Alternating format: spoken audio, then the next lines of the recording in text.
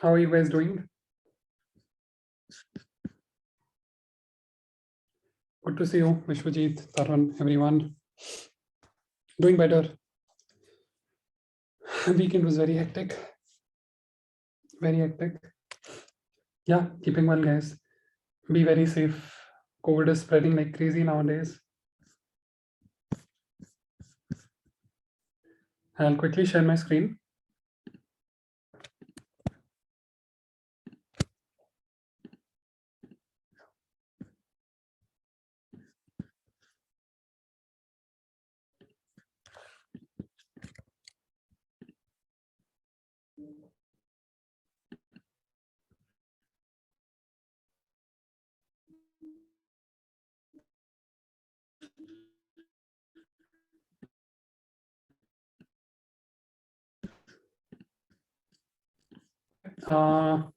We had a better way of,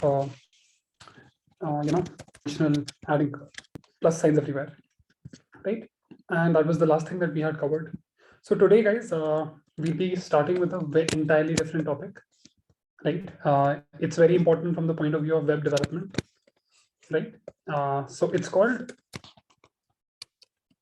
BOM, or browser object model. So basically, this is to understand how browser, where your website is running, and JavaScript interplay, right? How JavaScript can talk to the browser and make things happen, right? So earlier in our first classes, we had seen that whenever you want to change some property of a div or anything, what you can do is you can simply select it by using something, right? And then change its properties, like inner text, like style, and many things we learned, right? Similarly, we will now look at it in a more formal way, that how it actually happens, how JavaScript is capable of talking to the browser, right? So for the same, we'll be starting with BOM, right? Or browser object model. Okay. So guys, so what is browser object model? It's nothing. It's basically a few set of functions which are exposed to JavaScript. When I say exposed, it means accessible by JavaScript, using which you can make changes to the browser, right? So let's try to understand a few of them. Okay. So in your browser, if you go here, right, you know that this is the console, right? This is where you can run JavaScript, right? Now that you can run JavaScript here, it means, and as BOM exists, right? The browser object model is, like I told you, exists, right? It means we will be able to access functions of the browser using JavaScript, right? So the first one that I want to talk about, which is the most common one, is called window, right? So when I say window, it basically returns me this particular object, right? And it has many things, right? I mean, just too many things, too many functions, too many attributes. As you know, these are methods, and of course, these are properties. There are properties and there are methods, right? So it's nothing. It's just like an object, right?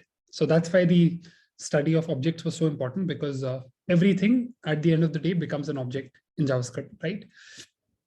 So having said that, what we need to understand is the most fundamental object when dealing with JavaScript is called the window object, right? So window has access to everything that you do, okay? So the first one that I want to show you, or you guys can try it out. We've actually already done it in one of the previous classes. It will not show on my screen, so you guys can try on your console. When you say window.alert and you pass it some string, it takes a string argument, right? So I can say hello. Right? It immediately gives a prompt to my screen. Can you guys try doing that? Can everyone try that?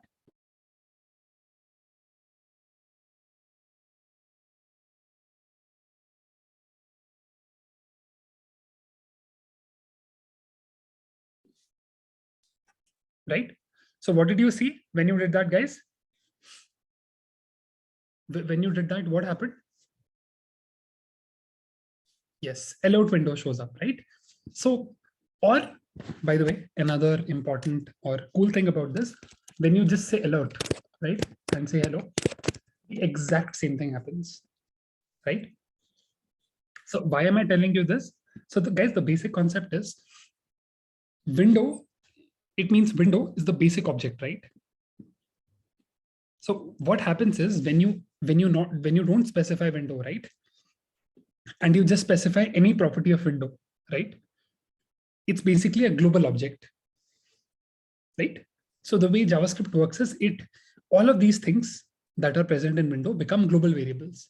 And as you know, they are global variables. It means you can just access them without having to specify window, right? So I can say alert, or I can say window.alert. They are the same thing, right? They are the same key, right? So like Rahul very precisely mentioned, parent of all objects is window in some sense. Partially true, Rahul, because parent of all, it's not like that. It's just that think of it like this, whatever the keys are. So window is the global object. You should put it like that, right? Global object means all of its keys are accessible from everywhere. That's the point of a global object, right? Okay. So guys, having said that, moving forward, we'll talk about a few other things now, right? So we know this is our HTML document, and we realize that, hey, we can read many things from it, right?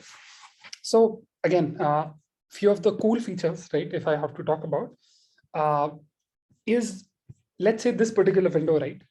You can always run a code to get its height or its width, right? So how do I do that? I can just say window dot inner height, right? Similarly, I can say dot inner width, right? And let's say I reduce the size of my window. Now it's coming as, I reduce the width, right? So it's coming as 400. Maybe since it's a Zoom call, it's shared, you might not be able to see it, but you can try it, right? Just try calling window.inner height and try changing the length and width of your browser window, and you'll see this changes. Got it, guys? So computing properties like this is very helpful, right? See, we've already learned about responsive design, but when you want to take responsive design to the next level, right, you need to perform these calculations regularly. Let's say I was dragging this item, right? There are some websites I'm sure you must have seen in which you can pick an element and you can just drag it around using your mouse, right? In those websites, it's very important to see, hey, for example, let's say I want this guy to only be dragged inside this box, and you can't go outside. For example, that's a rule, right? In that case, I need to know these dimensions and I need to calculate them very actively. Each time my cursor is moving, I need to calculate those dimensions, right? How we do that, I'll keep talking more about it. So, but just to give you a basic context of why we need it, what it is about, right? So we learned two very important properties, inner height and inner width, right? Similarly, guys, there are many other properties. So there is something called as window.open or simply open. You can just give a URL to this, right? So let's say I give some URL, right? I say google.com, right? When I press enter on this, right? My bad with the spelling. When I press enter on this, it's going to redirect me or open google.com for me, right? Did you see, guys, what happened? A new tab just opened, right?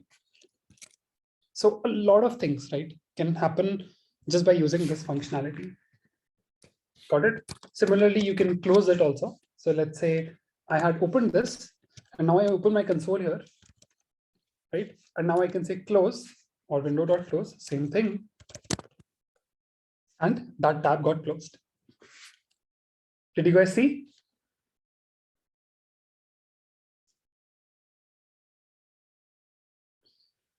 Rahul, not really in our purview right now about what our discussion is related to. We'll cover it later when we talk about servers and Node.js, right? Right now, just try to understand the client-side JavaScript of it. We'll talk about these server things later. Okay, guys, so open helps us open a new tab. Close helps us close a new tab. Then there is move to, then there is resize to also, surprisingly, resize to. Okay, it takes coordinates, so it takes x and y. Let's say I pass it 100 and I pass it 400. When I press enter, it can potentially resize the window, right? But it's not going to work right now because you need to give it permissions. But don't worry, we don't have to do it right now. But just telling you that there is a feature like this also. So it's a very powerful tool to do all sorts of things, right? The next thing that we should try to understand is about the screen itself, right? So guys, when you have the screen, right? The screen that I'm working on is also accessible from the window object, right? So using the window.screen, or simply screen, as you know, we get a lot of properties, right? So if you look at it, what it shows us, it is showing us a lot of properties, right? It's showing us the width, the height, the color depth, available width, available height, and all sorts of things, right? So we'll just try to briefly understand what these things are about. It's also showing us the orientation, right? So this is going to be 90 degrees or 180 degrees when you're using a mobile phone and when you rotate it, right? But in this case, it's telling us, hey, the type of the current orientation is landscape, since this is a browser. Right, guys? Did everyone understand the screen object? Right? So the basic point of this discussion is JavaScript is giving you capabilities to work with the browser, right? Okay, great. Okay, so now talking about some very, very basic things. What we are going to do is, so that it's interesting for all of us, guys, I am just going to remove all of this HTML, right? And it will be a good HTML revision for everyone also. Or maybe I'll go to my project, open responsive, was it responsive 3? Yeah, responsive 3.html, right? I'll go to the very bottom of it, right? And here I'm just going to say h1, which means for heading 1, right? I'll just give it an ID because, as you know, I can give ID to anything. So I'll call it heading, right? Then I'm just going to say screen width, right? I'm just going to write this for now. So now what do you see here? You see screen width is written here, right, guys? Right? And now one thing we need to, so what I want to do is, whatever the screen width is, I just want to write it here.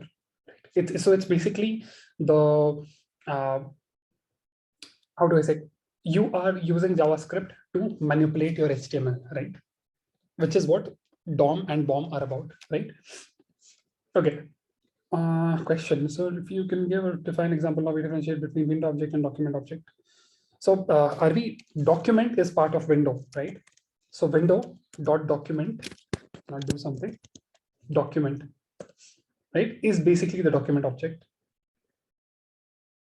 And window object is the global object. Document is not the global object, right? So document is nothing but a part of the window. Did you get it? Okay, what is the difference between DOM and BOM? Okay, so DOM is document object model. So whenever you're talking about document related things in specific, right? When you're creating nodes. So what are nodes? HTML objects are called nodes, right? So this is H1 node, right? So this becomes part of the DOM tree or the DOM object, right? But BOM is a more generic term. BOM means browser object model. So BOM basically talks about how JavaScript can be used for interacting with browser related specific things, right? So guys, when I say DOM is basically everything related to the document object, which of course, just like window, gives us a lot of things, right? It has a lot of methods as well. So we'll keep talking more about it, don't worry. Okay, for now, let's do something cool here. So we have screen width, right? And we know how we can access screen width. So we can say window.screen, or we can simply say screen dot width, right? And the current screen width is 1440, correct? Now what I want to do is I will be accessing this, right? And how do I access this? I'll say document dot get element by ID. We'll talk more about these. For now, just understand that I'm using the document, right? Which is what DOM is. And it has a property which is called get element by ID, in which whenever you specify the ID of any HTML element, in our case, that is heading, it will return you that, it will give you that node, right? So when I do this, just see what happens. It has given me this thing. And when I hover on this, it gets highlighted. Did everyone understand this? Right? Easy enough. Okay. Now what I want to do is I want to manipulate whatever is written inside this, correct? Correct, guys? Okay. So what I'll say is, I'll say, hey, let me just store it into a variable, right? So I'll say let d1 equals this. Okay. Now I can easily access d1. Then I'll say d1 dot inner text, which is again a property of all DOM nodes, right? And what it is giving me, guys, it is giving me the string which is present inside, correct? Now, what do we want to say? We want to say, hey, to this, basically, we are trying to append, right? We are trying to add strings. And how do we add strings? We've learned this. Can anyone tell me? I want to say screen width colon 1440, which is the current screen width. Guys, can anyone tell me?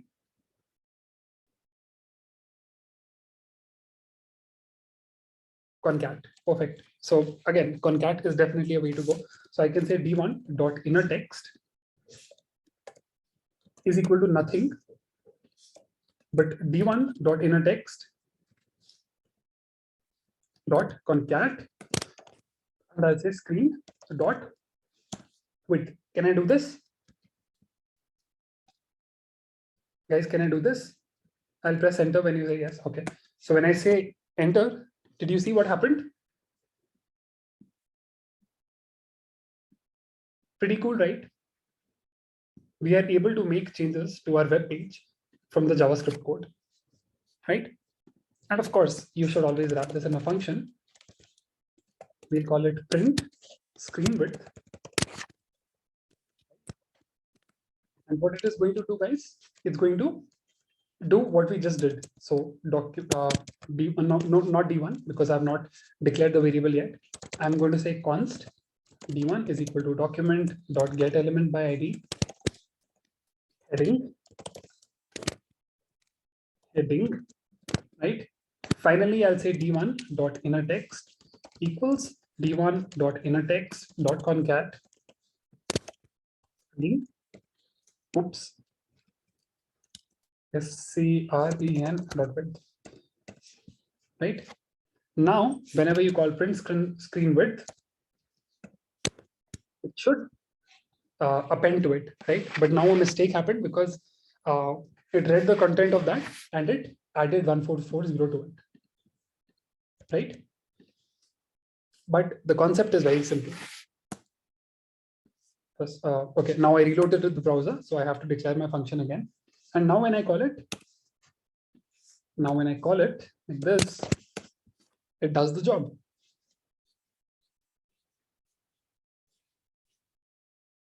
Clear, everyone? Okay, great. What else? Okay, so we know how screen width works, right? Similarly, guys, there is something called a screen height. You could have done very similar thing there also. So you say screen dot height. Okay, and it's 900 pixels. Ajit is asking, can we use inner HTML instead of inner text in this case?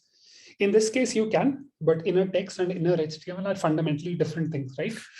So inner HTML is basically going to give you all the HTML which is contained inside that thing, right? But inner text is going to give you only the text without the HTML tags. Anyway, we talk about these in more detail when we move to DOM, right?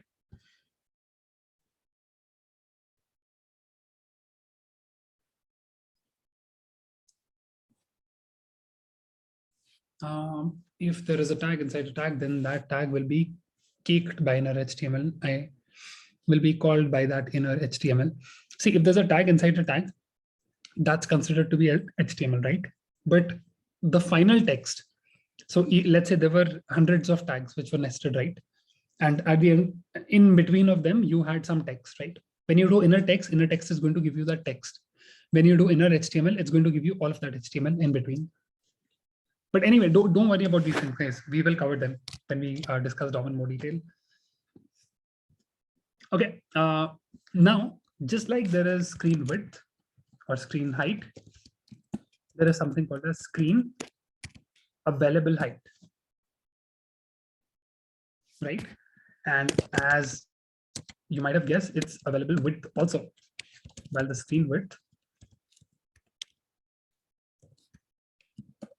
is this much, available width is this much, right? And that is happening because in a Mac operating system, this is end-to-end, right? The browser screen sort of stretches from one end of the screen to the other end of the screen, right? But the available height is not the same. Why? Because there is a taskbar at the bottom in a Mac operating system, and then there are other operating system related elements also, right? So for your computer, this might be different. So everyone can try this out. Try available height, and you should see the difference. So let's say if you wanted to calculate what is the height of everything in your screen apart from the browser window, what can you do, guys? You can perform a simple calculation. You can say screen.height minus screen.available height. So it is telling me that 87 pixels in my operating systems is basically being covered by something else, right? Can you guys quickly try that? Try this in your browser console and tell me what results you guys are getting. Quickly try it, guys, and tell me what is the result that you're getting.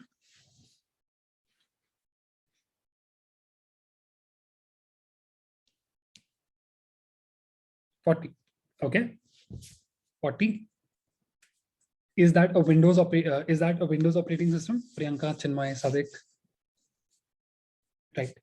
So in Windows, it means it is leaving lesser space, which is also true, right? We know for a fact that there is no bottom dock in Windows, while in Mac, there is a bottom dock.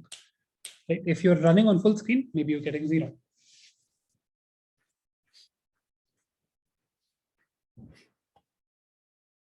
Okay, great. So will be different for different operating systems, different configurations, and a lot of things, right? So if I hide my taskbar, I'll get a different result. Right. Okay. Is everyone clear? The concept is clear, guys? What is height and what is available height? Okay, great. Now let's move on to the next things. Right. Available height and available things, right? Okay. Now, there are other properties also, which are not that important. Something called as screen dot color depth. Right. So basically, what is color depth? Color depth is one of the properties, guys, which is, so in computer science, how the screens work is, right? It represents the number of bits, right? Bits, zeros and ones, that you are using to display one color, right?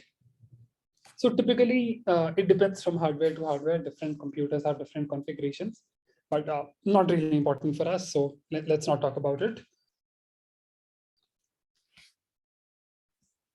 Okay. Now, an important one to talk about actually is called the location object, guys. And this one is very, very important. Okay. So let's try to understand this one. So if you look on this page that I'm on right now, if I do window dot location, right, it's giving me a lot of properties. Okay. And let me just try to explain these to you. Right. So if you want to get the current URL of your page, right, which is a very common case when you're doing web development, right? Because when you are on some particular domain, you may want to show the user some other thing. When you're on somewhere else, you may want to hide some element or do something, right? So using location.href, you can get this property, right? And you can do this on any website, right? Let's say I go to google.com and I do the same thing here. I say location.href. What does it give me? It gives me the current URL, right? Which is https google.com.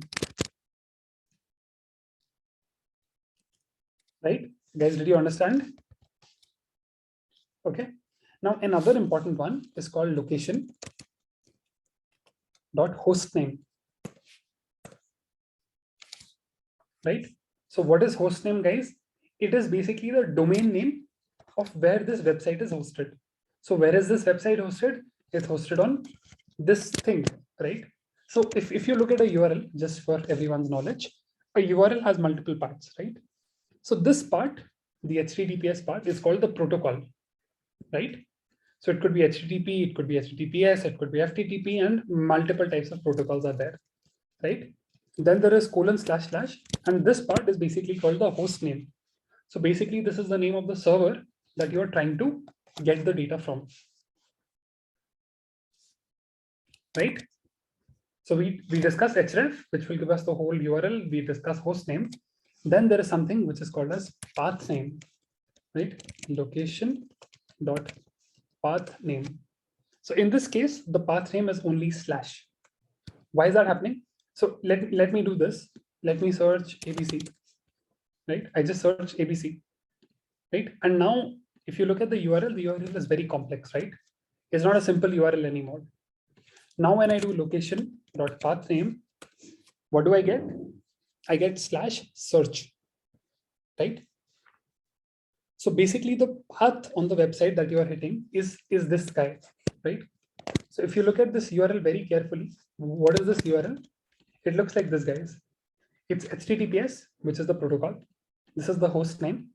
And this, whatever is after that / and before the question mark is called path name, right? So the path name is search or /search. Did everyone understand what is path name, host name, and protocol? Okay, great, guys. Right? And like I said, the first thing is called protocol. So you can just say location.protocol and it will give you the name of the protocol. href gives you the whole URL. Path name is what is after the / and before the question mark, right? So it's the path on the host that you are trying to hit or trying to go to. So what is this URL saying? Hey, on google.com, take me to /search, right? So if you remove this, sorry. So right now Google says, hey, I do not understand this path. When I say /search, it takes me to the Google Home search page. Protocol is basically this part of the URL, right? Like I said, it could be many things. It could be normal HTTP, HTTPS, FTP, and many things, right? So it basically tells in what manner or how is the interaction happening between the browser and the host. And who's the host this time? Google.com is the host.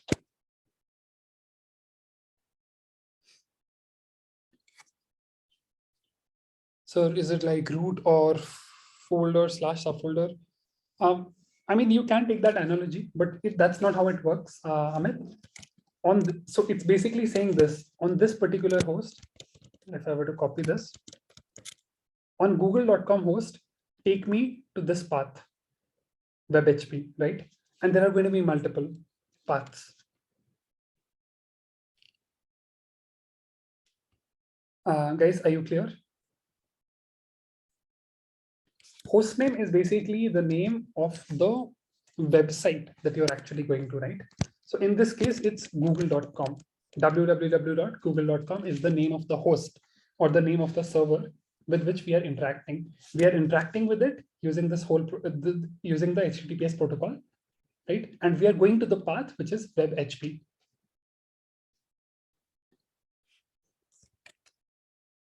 Clear, everyone? Is it complete path? I mean, see, for the client or for JavaScript, it means it's the complete path, right? But internally, how Google server is handling it, we don't know. I mean, we do know, but we won't talk about it. Meaning of com, there is no meaning of com, right? So this is just a part of your domain, right? What your domain looks like. So Google took the DOM, google.com, com stands for communication actually. But nowadays you will see all sorts of websites, right? You will see .life, whatever, right? Many things. .io, .net, .in, yeah, many things, right? It's just to tell you that, hey, it's only a domain, guys. Don't think much more than that about it.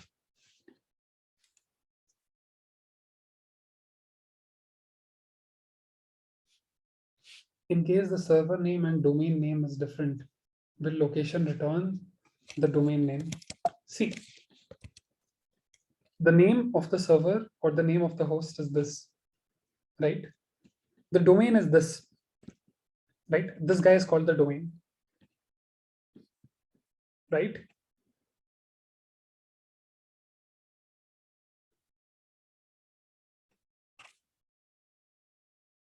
Okay, guys, is that clear? Now, whether it's com, whether it's something else, it's only a part of the domain. So google.com is one domain. अरे थोड़ा सा क्या अजीत भाई पूछो ना, बहुत simple है ये बात है.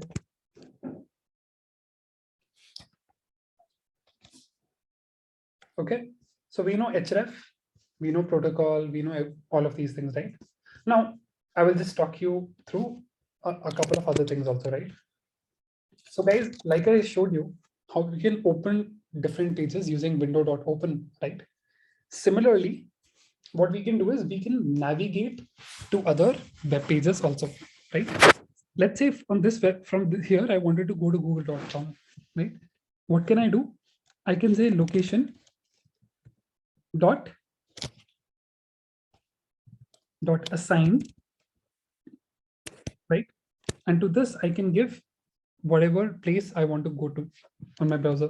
So I can just say https google.com. See what happens? It takes me to google.com.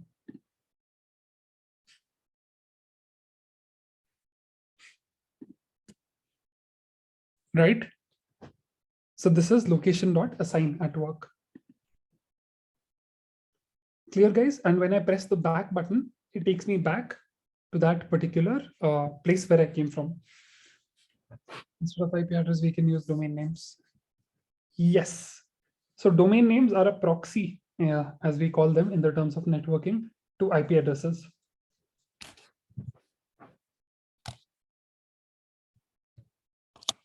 Okay, great. So we know location, we know path, right? And now we know assign as well. Okay, let's move forward.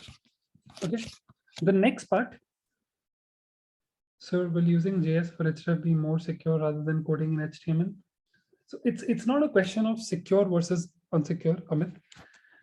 The point is, what is it that you're trying to accomplish, right?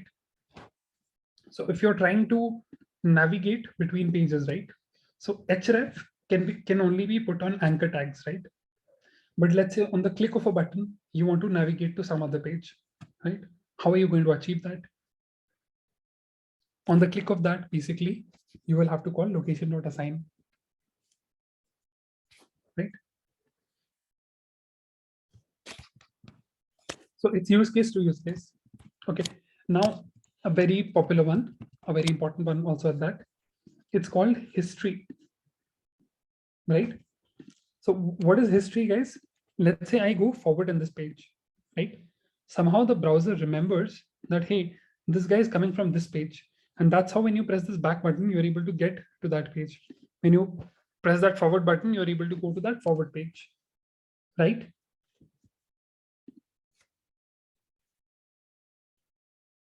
Which one is provide more secure? See, both of them are client-side coding language. So it's not that one is more secure than other. The point is we need to use both of them in tandem or together so that we can, build features for our website. Anyway, like I said, guys, so when I press this back button, I'm able to go to my previous page, right? It means somehow the browser remembers which page I came from, right? The good thing is we can get this detail from JavaScript also, right? Let's understand how we can do this. So window has another property which is called history, right? And guys, when I look at this history object, what you're going to see is you're going to see many things here, right? So you're looking at the length of it, right? So it's basically telling that, hey, there are 3 items in the history. It's basically telling you this current state of it. I will tell you later what these things are about. But using history, you can get some knowledge about how many web pages are there in the history. However, let's say you want to go back, right? In that case, you can use history only, history, and say go back. Back. Right? So when you click this, when you run this code, it basically takes you back to the older page, right? And similarly, as there is back, there is forward also. So you could have said history dot forward. And what do we expect it to take us to? Of course, google.com, because that's where we came from. Guys, did everyone understand? Those are errors because of my Chrome extensions, which are running. So they log errors onto my console. It's my extensions, which Google is trying to block. So it's basically an ad blocker that I had written for myself.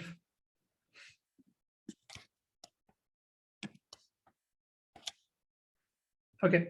So we talked about forward, we talked about back and all these things, right? Just go back to this page. Can we delete by code? What do you want to delete?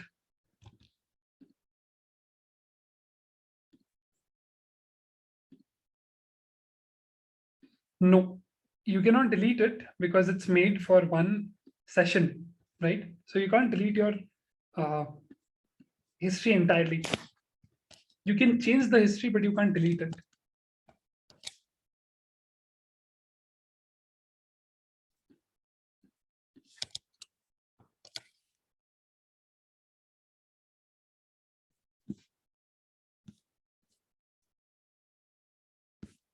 Okay, we talked about forward, we talked about back of history, right? Now let's talk about another important property, right? So it's called navigator, right? So guys, what is navigator? It's window.back. How can change?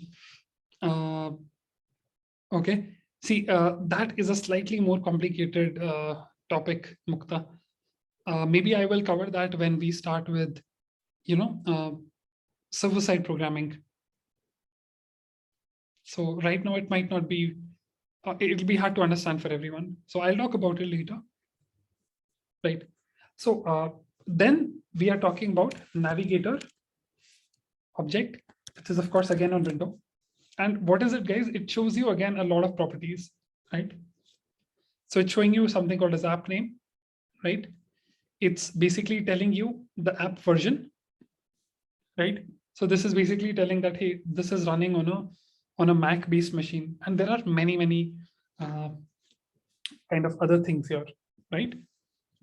So just to try to understand it better, there are 3 properties that I will talk about. The first is called app name. So navigator dot app name gives you what? Gives you the name of the app, right? So it's basically the application name of the browser. So what is the application name of this browser? While I'm running on Chrome, but the app name or the application name of this browser is called Netscape, right? Secondly, there is something called as app code name, right? What is the app code name of this browser? It's called Mozilla, right? And guys, what is app code name? Again, whatever is the application code name of your browser, it will give you that.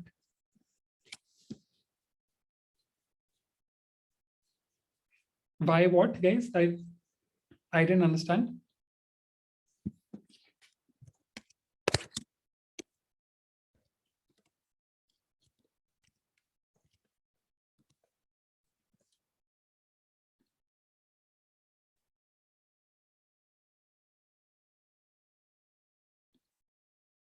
No, okay. So are you asking why is it giving? Okay. Okay, I understand the question now. So see, in any browser, okay, whenever you do app name, it's always going to get return Netscape, right? Why that happens? It is done for what do I say? It's done for compatibility purpose, guys, right? So these in the older implementations of browsers, what used to happen is there used to be only one browser, right? When web began, right?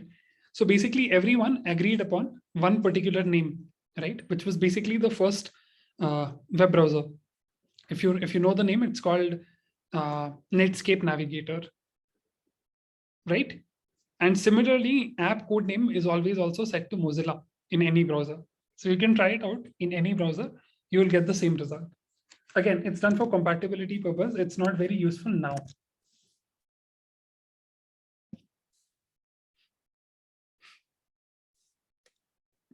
Okay, but if you really want to get the actual name, there's another way to do it, right? It's called navigator.product. And again, most of the browsers are going to return gecko, right?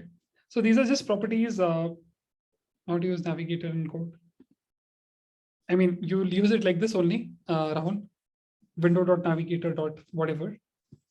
But again, these are just properties that I'm, telling you for the sake of it, but not very important, right?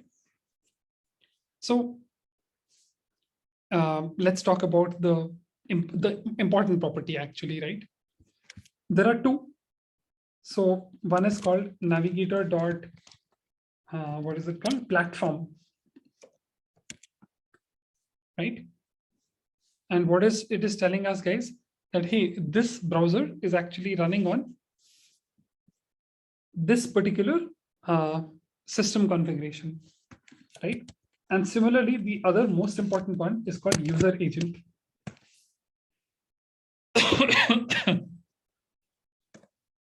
Right?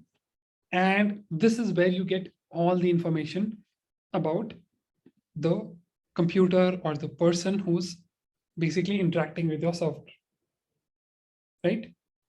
So guys, just read this once. What do you understand by it? What are the things that you can infer from it, right?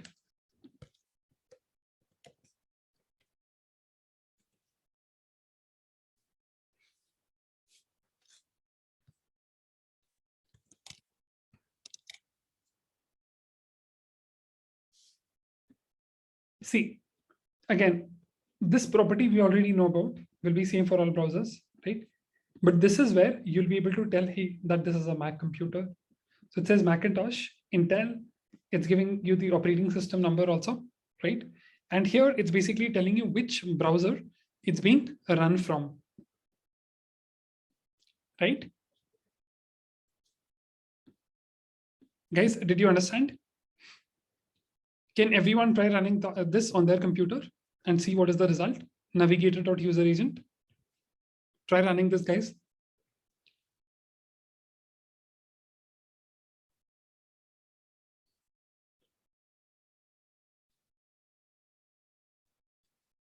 right? So, okay, see, this tells me, Ajay, that you were actually running this on a Windows machine, right? And someone is using a Linux machine, right? So it's going to be different for different ones. And mobile phones will have an entirely different configuration for this, right? But in mobile phones, you will not be able to run it like this. But the code written on the web page will be able to run it, correct?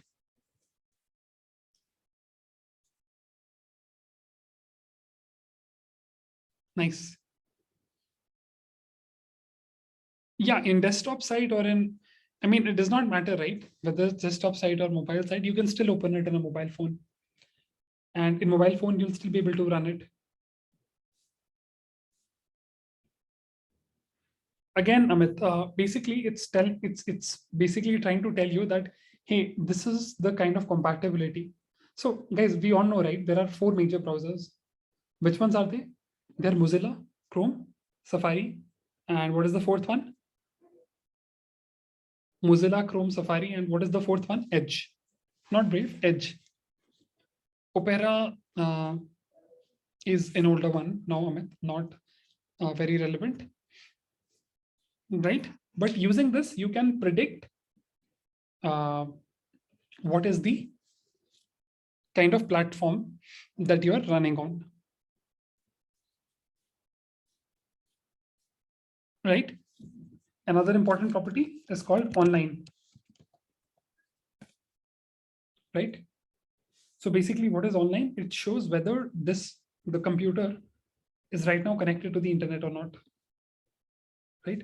And guys, this becomes very important. For example, in some websites, you must have seen that whenever the computer goes, let's say your Wi-Fi switched off or something, right? Then the website starts showing you a loading indicator or something, which is saying that, hey, you are not online. Have you seen that? Guys, have you seen that? Right? This is what it uses. Right? Using this, you'll know that you are actually not online. Right? A very useful tool to tell your customers that hey, you have got online. Right? What other property can we talk about? So we can talk about the language, right? So if I say navigator.language, it's giving ENUS, right? Which is what the property, which is what the language is currently set for my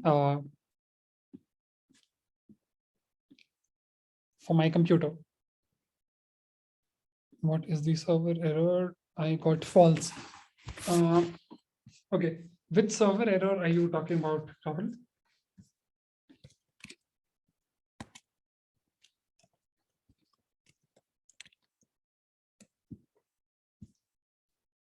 Which server error are you talking about, Rahul?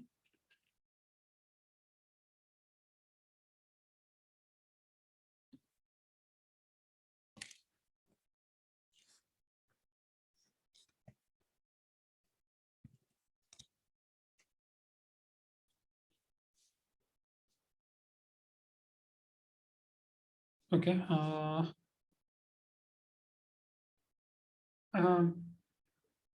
Yeah, 1 second, Ajay, let me explain that to you. Vishal is asking, I'm using Windows, but can you again show me Vishal, can you show me your user agent once?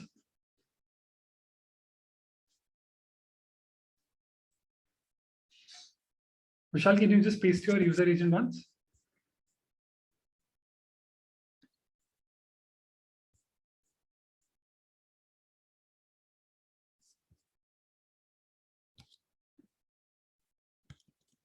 Okay, so Vishal is basically giving Mozilla 5.0, Linux, Nexus 5. Vishal, is by any chance your browser running in this configuration, wherein you have selected this and you've moved this to a mobile device? Because this basically changes the value. So see, the moment I did this, it starts saying Android and Nexus 5, but I'm not running on Android. I'm running on a Mac operating system, right? So that's the problem, Vishal. Because whenever you change this, what Chrome will do, it will just change uh, the user agent, so that when the same data goes to the server is able to determine, hey, the request is coming from a mobile phone, right? So it's basically a feature of Chrome where it lets you reliably test phone devices. That's what is happening here. Is everyone clear?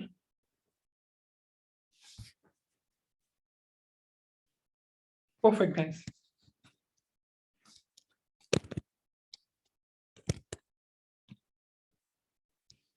Perfect, guys. Let's just quickly move forward. Right. What else can we talk about?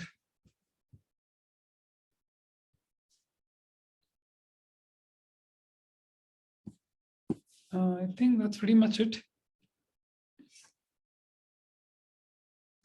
Can you guys quickly read the other parts of this URL?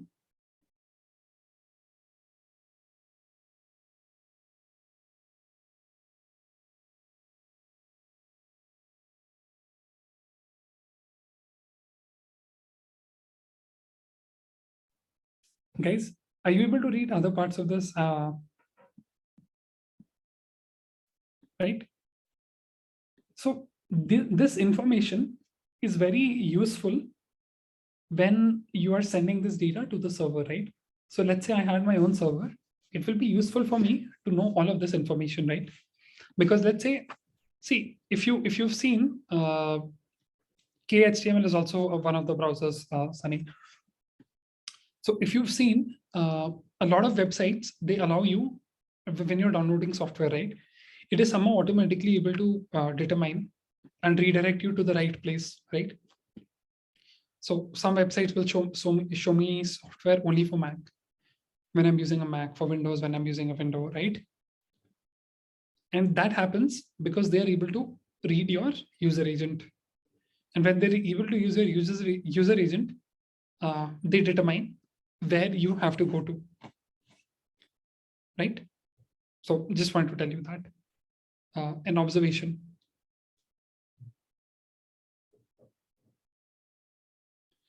Yes, Amit.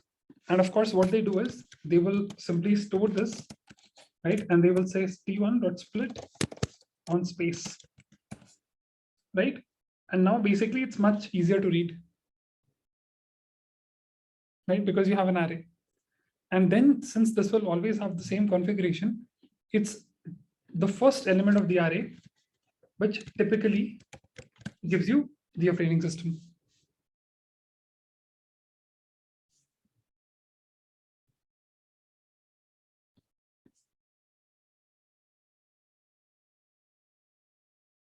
Okay. Ajay, what online dashboards did not get you?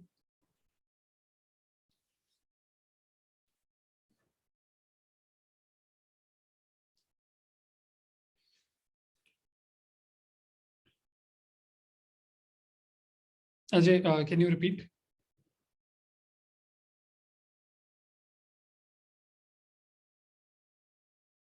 Navigator or user agent does not give. Are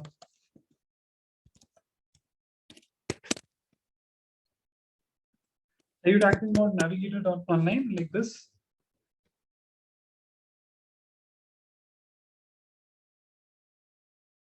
Okay, it's likely that some of your configuration, Ajay, is mangled with. Okay, so if I go to the network tab, right, so it gives me a lot of options: slow 3G, fast 3G, offline. So let's say I click offline here. Now when I try to do this, see what I'm getting. But my computer may still be connected to the internet. So it's a browser configuration thing using which you can change it. Got it?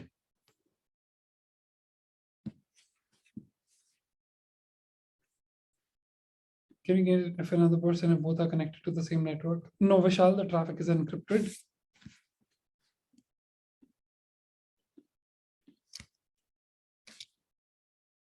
Okay.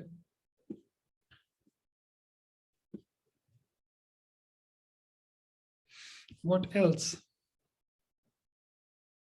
Okay, great. So I think that's about BOM.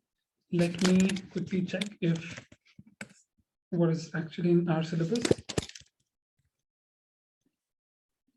about BOM.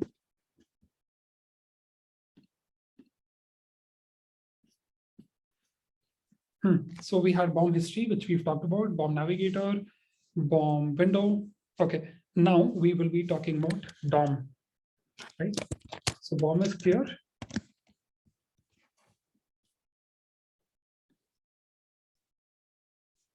So cookies, cookies will be covered. I was thinking of covering cookies when we actually move to, a backend server, right? Where they will make more sense in Node, right? Right now, might not be very useful for everyone.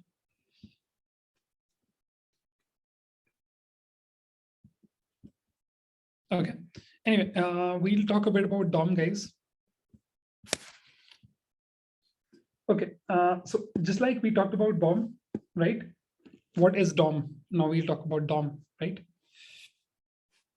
Local storage and session storage, not part of directly of your this thing, BOM, Javed, but not in your syllabus also actually. Right? So, okay, what is document object model, right? So guys, what is DOM? If you talk about it, so I mean, before talking about this, we need to understand how a web page loads, right? So guys, like we talked about, I'll just go to this responsive 3.html, right? So if you look at this very carefully, right, this is basically sort of a tree, right? That starts with HTML. HTML has head has body, body has, sorry, I broke off. Body has all of these tags, right? And then all of these tags can further have their own tags, right? So if you guys remember when we had talked about ancestors and shared ancestry in CSS selectors, we had understood how HTML is actually a tree, right? Like a family tree, right? So the way HTML organizes all of these things, right? Whenever a web page is loaded on the browser, it first creates a DOM, right? Or a document object model of that whole page, right? And again, what is this DOM?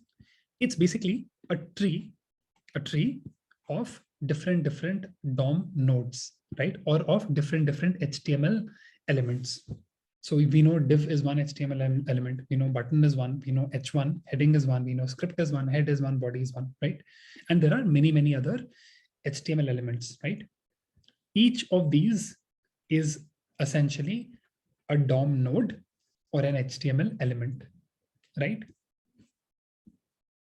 So this whole thing together is called DOM tree, right? Did you guys understand?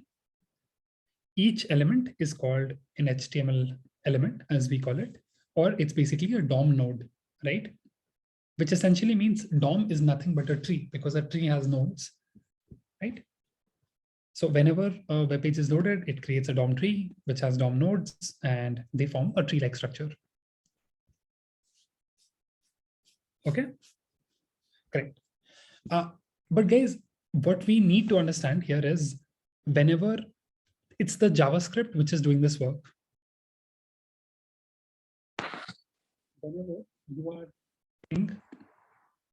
whenever you are writing this HTML, right, there is something at work which is basically creating this tree-like structure, right? Because here we've just written this code.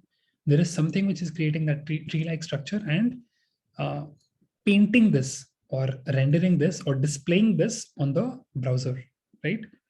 So who's doing that? It's the JavaScript actually, which ends up doing it, right? So understand this, guys. You had written your code in HTML, right? HTML is being read by the JavaScript, and then it's being rendered or painted on the browser, right?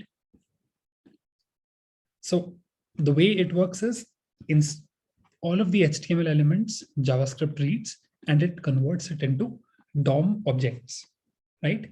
And those DOM objects, JavaScript actually forms a tree out of this, and then it renders all of these objects on the browser, and it starts. This is what it gives you this result, right? So JavaScript definitely comes in the middle.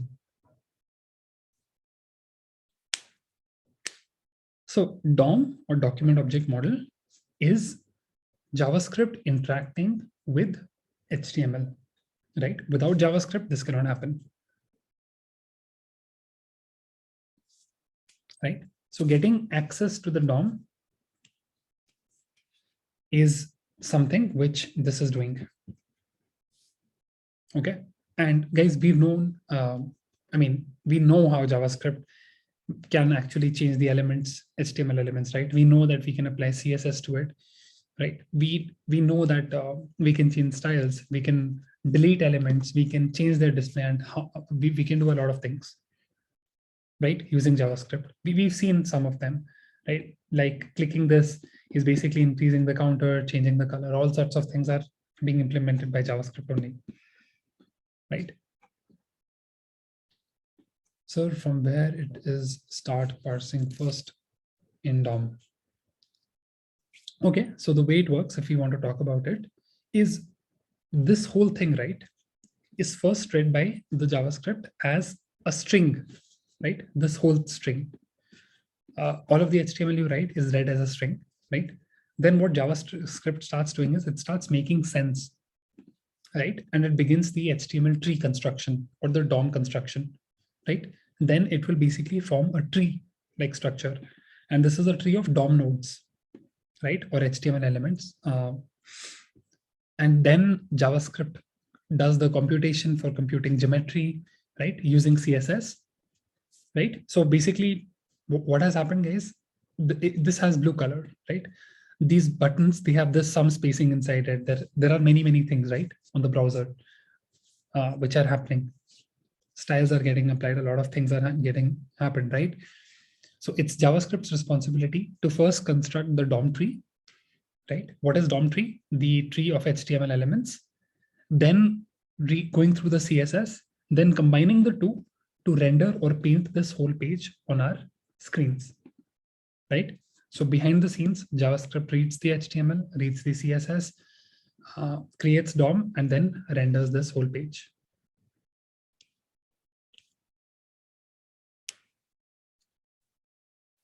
Yes, that's what it is, Arvi.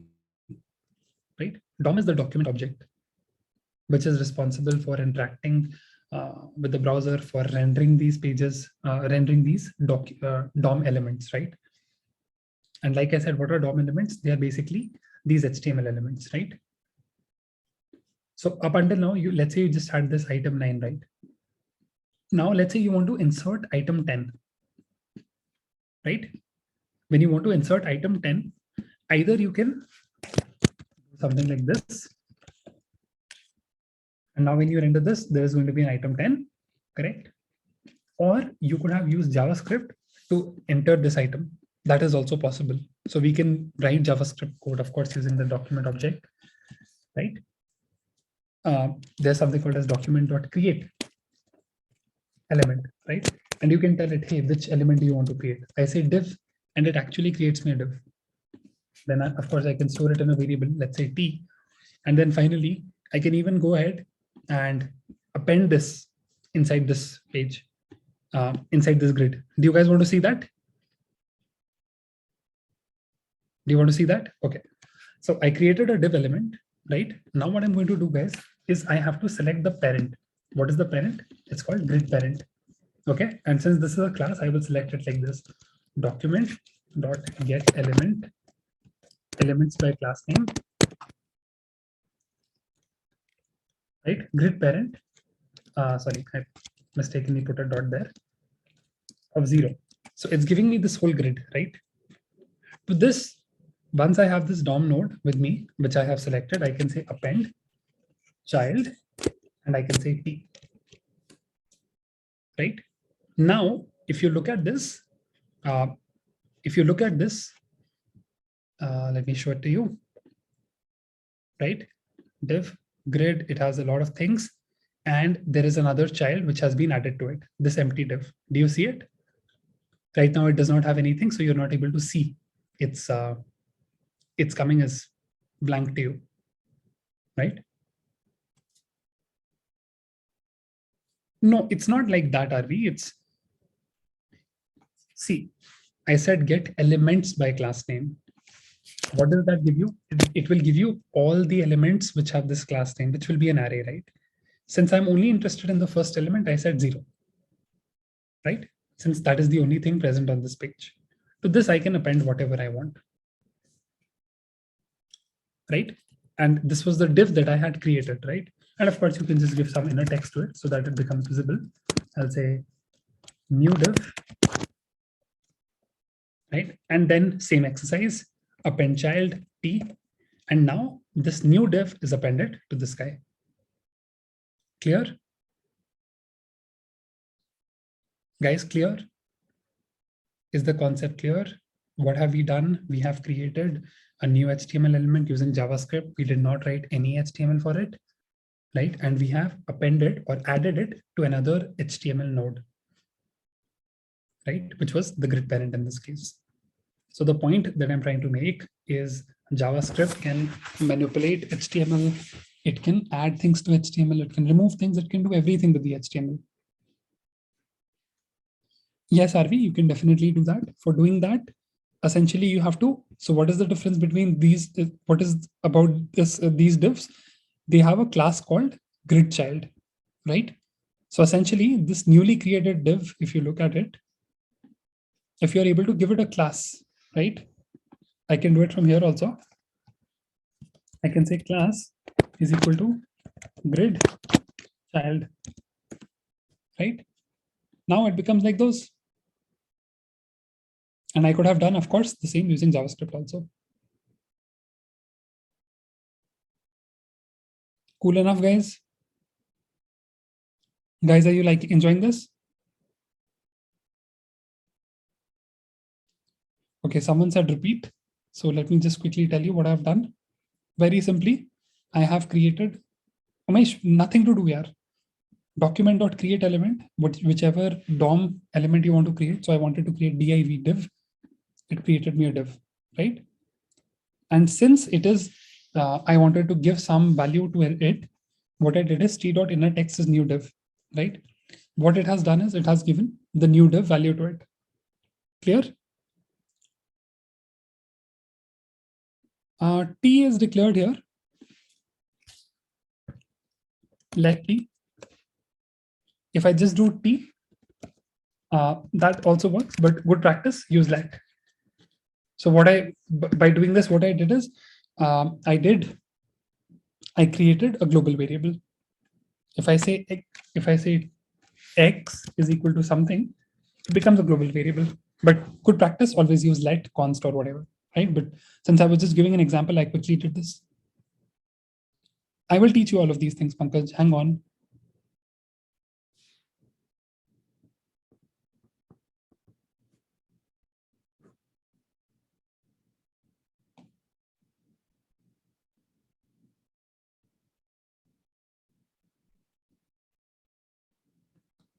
Guys, cool? Did we understand this?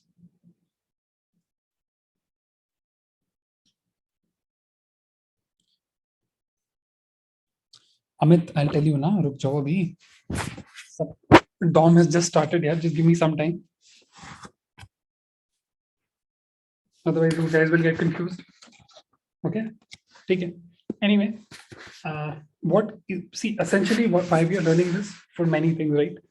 We want to know how to change an HTML content, right? We want to add things to our HTML, right? We want to change styles, right? Make our elements look different, all programmatically using JavaScript, right? And of course, add or delete HTML nodes, playing with the DOM, all sorts of these things can be done, right? Clear, guys?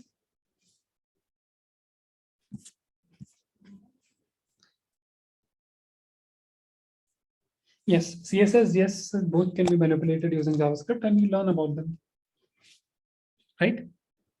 Now, before doing any of that, let's first try to understand the basics of our DOM, right? Right, guys? So some basic properties of DOM which will become very important, right? So now we've been using them on and off. Now it's time we formally define them. Okay, so this is how I want to do this. First of all, right, we know the difference. There is every object has properties and every object has methods, right? So property is some value, method is some function which is to be executed, right? So guys, the first one, right, is called inner text. Manipulation का मतलब बदलना होता है. It means to change. So no, right? So one of the properties that we've used too many times now is get element, right? And how can we get element? Let's just try to understand all of them right now. Okay. So I'm going to call it DOM document object model as accessing slash getting slash selecting, call it whatever, downloads, right? Okay, DOM nodes, HTML elements, whatever. So the first one, I will call it by ID. Right? And how do we call it? We call it document dot get element by ID, right? Let's just see how it works. So how it works, guys, very simple. You say document, you say get element by ID, and you specify the ID, right? So in our case, the only ID that we've given is heading, right? Now, if you look at the code, this is how it happens, right? Let's say I created another one, insert ID heading 2, call it again, right? Okay, I have to reload the page, of course. When I do this, it gives me heading 2, right? When I do this, it gives me this one. Clear? So one of the ways of selecting HTML elements is using ID, right? So by ID. Second, and this is the same ID using which we had written our CSS selectors also, guys. The second is by class, right? Again, this also we've seen document dot get elements by class name.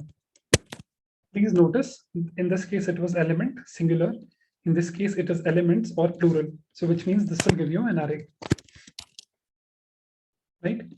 So if I do get elements by class name, grid child, right? It has given me 8 elements. I can, if I run all over them, you can just see them getting selected, right? So it has given me all elements which had the class grid child, right? And then of course you can access any one of them using, since it's an array, right? I mean, it's not technically an array, it's an HTML collection as it's written here also, but behaves very similar to an array. Okay.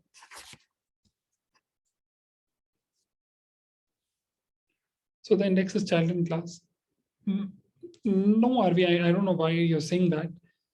So these are basically all the elements, right, which had the class grid child, right? And it's an array. So when you want to select any one particular item, you can select that. Calling, hey, bhai, it's not a function, yaar. Call function go karte hain. If you have an array of elements 1, 2, 3, 4, will you, and let's say I save it in A of 0 is not calling it, right? It's accessing it, it's getting that element. Guys, are we clear on this? I got a collection of HTML of elements which had this class. I'm just accessing that. That's all I'm doing. Sure. Okay. So we've learned get element by ID, get elements by class name, right? And okay, another important one. It's called get elements by tag name, right?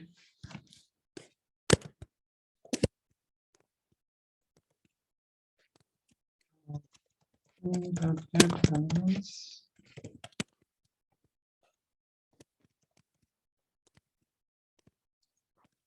Okay. How does it work? As you expected, document.get element by tag name. Tag name is div.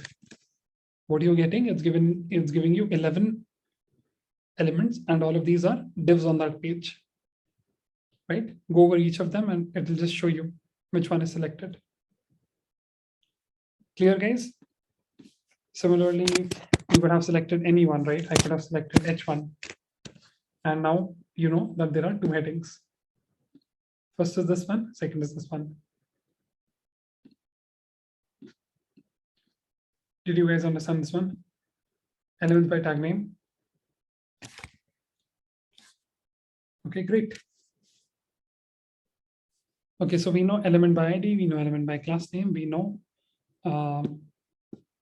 what else we know? We know element by ID, right?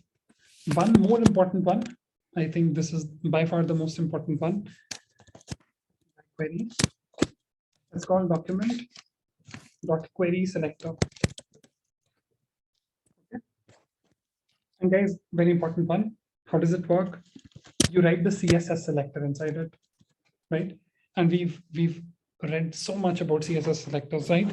When we were learning CSS. So what do you specify in here? You can specify the same way you specify CSS. So let's say I wanted to select this guy, this particular guy, right? I know for a fact that its ID is heading, right? So you can say hash heading, right? Because if you remember, in CSS, how we select IDs, we put a hash in front of it, right? Similarly, how we select classes, we put a dot in front of it, right? So grid parent, if I do this, it selects this guy, right? Guys, did you understand? So any CSS selector that you could have used is also valid inside it, right? So we've learned about many types of other complex CSS selectors also where we were putting this particular use case. So just revise all of those things and that will help you. Yes, using this JavaScript function, you can select elements with their CSS selectors. Okay. And it has another version also. So it's query selector and query selector all, right? This one is useful when you want to select multiple elements, right? So let's say I wanted to select all elements which had grid child class.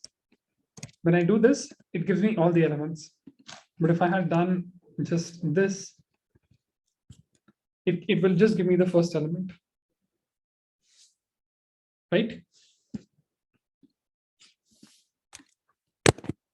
There's all elements.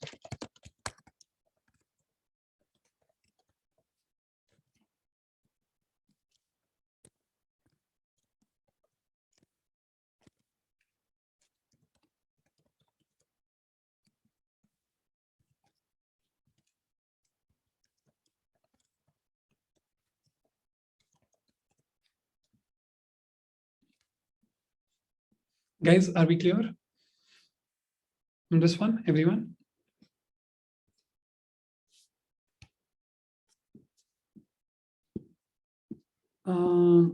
Okay. Guys, for today, we are going to stop here because this covers all of the ways of accessing HTML elements using the document object. And tomorrow we will move on to manipulation or how we change things, right? HTML collection and node list are different. They are different in some sense, yes, but I will cover that once I talk about nodes, Pradeep. Okay, so we'll stop here and yeah, just try to, can you explain difference between null and undefined? So null needs to be explicitly set, right? So something can only be null when you say let t is equal to null, right? But whatever you don't specify is undefined, right? So if in here I would have said console.log t without writing this, then it's undefined. But if I do this, then t is null. So null is something which needs to be explicitly set in JS. Will you take DSA class today? No, I am not going to be taking DSA this time. I don't know that, Tarun.